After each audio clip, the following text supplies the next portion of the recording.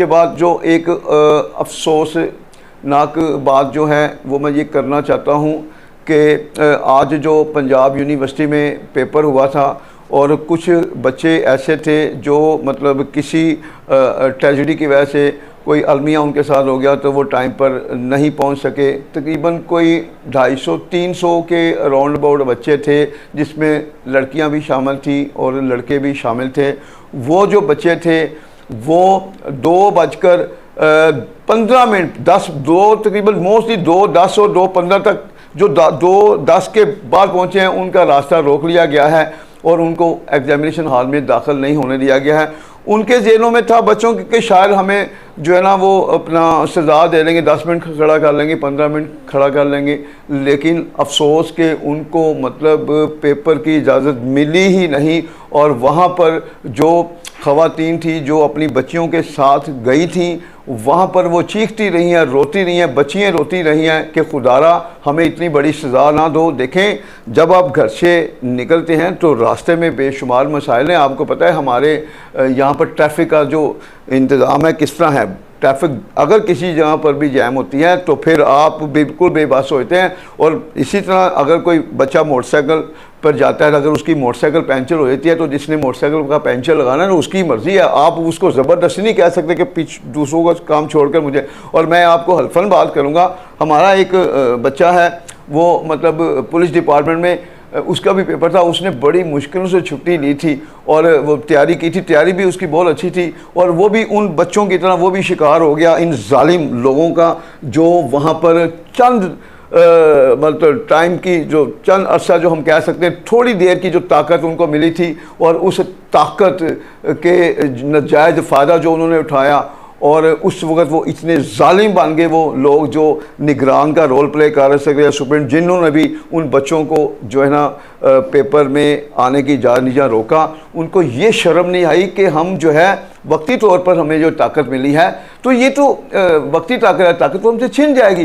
तो हम इतना बड़ा जुल्म कर रहे हैं कि हम बच्चों को जो है वो मतलब मुसलसल वो बच्चे रोते रहे हैं, चीखते रहे हैं और वो बच्चों को मौका नहीं दिया गया और एंड पर उनको झूठ मूठ का मतलब बहाना बनाकर कह दिया कि जी बाद में आपका पेपर हो सकता है। मुझे बताएं ये कोई करने वाली बात है? और वो जो बच्चा हमारा पुलिस वाला था बेचारा और इंतहाई शरीफ बच्चा, और वो कहता था कि जिस तरह के आम देखें पुलिस डिपार्टमेंट में पुलिस वालों को भी बेचारों को गंदा किया था कि सारे पुलिस वाले रिश्वत लेते हैं, ये है वो है। मैंने पुलिस डिपार्टमेंट में ऐसे ऐसे लोग देखे हैं, हल्फन बात करूँगा, मेरी नज़र में वलियों से भी बड़े हैं, वो उनका जो किरदार है वलियों से भी बड़ा है। और देखिए मैं सलूट करता हूँ उन बच्चों को। वो कहते हैं सर जी ये लहरा बात है कि लोग हम पर करप्शन का इल्ज़ाम लगाते हैं मगर सारे एक जैसे नहीं होते, 5-6 उंगली एक जैसे नहीं होती।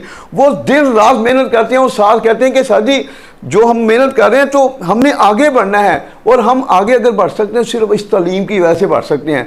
और देखिए कितना अफसोस हुआ मुझे जब ये सुनकर वो बच्चा कहता जी मोटरसाइकिल पंचर हुई तो मैं सिर्फ 5-10 मिनट लेट हुआ तो मुझे जो है ना वो मुझे भी दाखिल नहीं होने दिए। अगर मैं यूनिफॉर्म में होता तो शायद मैं दाखिल हो जाता, मगर चूँकि वो यूनिफॉर्म में नहीं था। और कितना बड़ा जुल्म हुआ। और वो बच्चा जो है इसी तरह और भी जो हमें पता चला है और भी जो बच्चियां थी बद्दुआएं देती रही लेकिन जो है ना वो रोती रही उनको उनकी जान को कि हमें जो है ना जाने दो, मगर उन्होंने एक ना सुनी।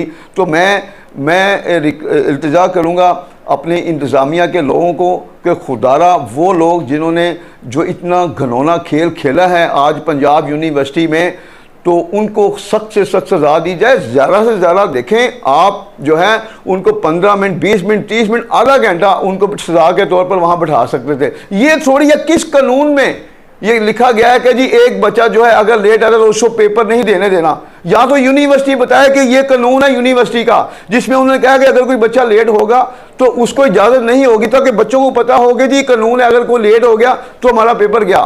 तो या तो फिर रास्ते में रुकावटें भी दूर की जाएँ, मतलब यह है कि जिस तरह ट्रैफिक का निज़ाम है इसको भी फिर सही किया जाए। अब ये थोड़ी है कि किसी अलमिया की वजह से एक बच्चा जो है वो वहाँ पर गया है या फ़र्ज़ किया, हाँ हमें यह भी पता चला कि जी पेपर आउट है। अगर पेपर भी आउट हुआ है तो फिर पेपर आउट होने में इंतज़ामिया है ना, आप इंतज़ामिया को पकड़ें, सज़ा दें। क्यों पेपर आउट हुआ तो सज़ा बजाय इंतज़ामिया के लोगों को मिलने के उन बच्चों को, मासूम बच्चों को दी गई है।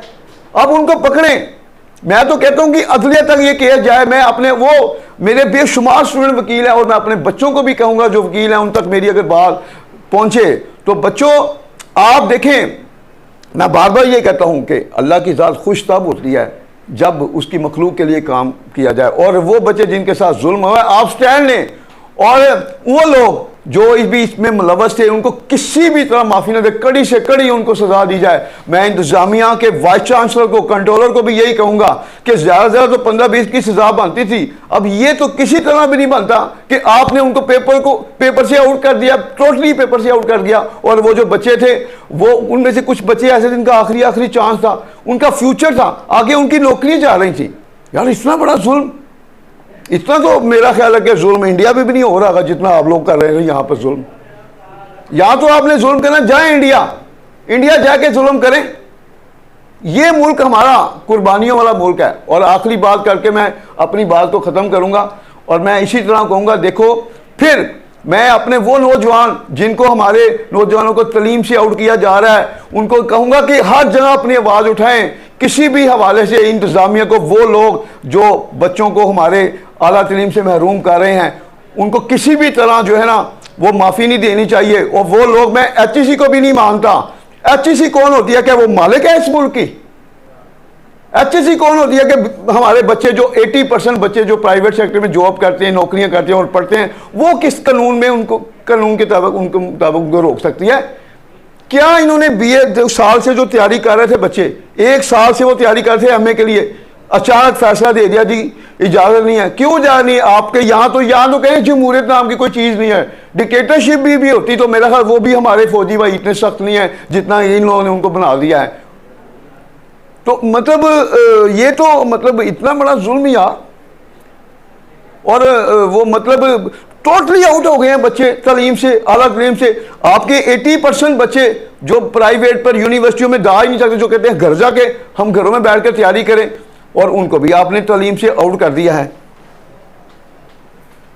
क्या आप गौर करें मेरी बात पर, एक बात ज़हन में रखें, अगर आप इस तरह के मसाइल पैदा करेंगे ना नौजवानों के लिए और मासूम लोगों के लिए, तो अल्लाह की लाठी बेनियाज़ है। ज़हन में रख लें, किसी भी सूरत में इसने अल्लाह ने माफ़ी नहीं देनी। फिर बाद में हम रोते हैं कि जी मतलब हमारी औलाद हमारे सामने आ गई है जी। और साम टाइम आपने देखा हो पैसों के लिए बच्चे भी माँ बाप को कत्ल कर देते हैं, सुना होगा, देखा भी होगा।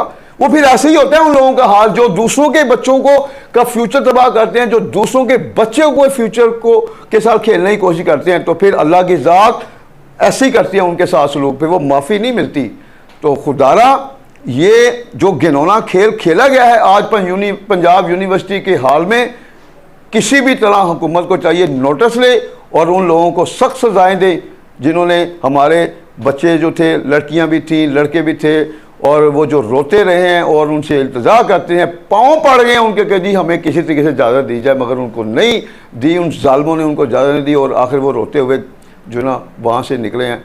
तो इंशाल्लाह उम्मीद है कि मेरे बच्चे जो हैं मेरी आवाज़ को आगे फैलाएंगे। जितनी भी मेरी आवाज़ चलेगी बच्चों, ये आवाज़ असर निकालती है। जब तीर कमान जो निकलता है ना हाथ से, तो वो अपना असर दिखा के रहता है। तो हमारी भी आवाज़ें जो चल रही हैं ना, वक्ती तौर पर गो के ये असर ना लगती होंगी, लेकिन इन्होंने असर दिखाना है। मगर इंसान ज़हन में रखें, हिम्मत नहीं हारनी चाहिए। मैं अपने नौजवानों को भी यही कहूँगा, किसी भी सूरत में आपने हिम्मत नहीं हारनी। वो माफिया जो इस मुल्क के हालात को ख़राब करना चाहता है, जो इस मुल्क की नई नस्ल के फ्यूचर से खेलना चाहता है, हम किसी भी सूरत में उनको इजाज़त नहीं देंगे। हम उनको रोक के रखेंगे इंशाल्लाह। ये ज़हन में रख लें, हमारी आबादी बहुत बड़ी है और हमारी आबादी में 90% मिडिल क्लास और लोअर क्लास के लोग ही हैं। और मैं बार बार कह रहा हूँ कि हमारे नौजवानों को इतना तंग मत करो कि बाद में फिर आप खुद पछताएं कि हमने क्या किया अपने हाथों से। तो इसके साथ ही मैं इजाज़त चाहूँगा। अल्लाह मेरे बच्चों को ज़िंदगी दे, सेहत तंदुरुस्ती दे और अपने हक़ के लिए आवाज़ उठाने का हौसला दे। अल्लाह हाफिज़।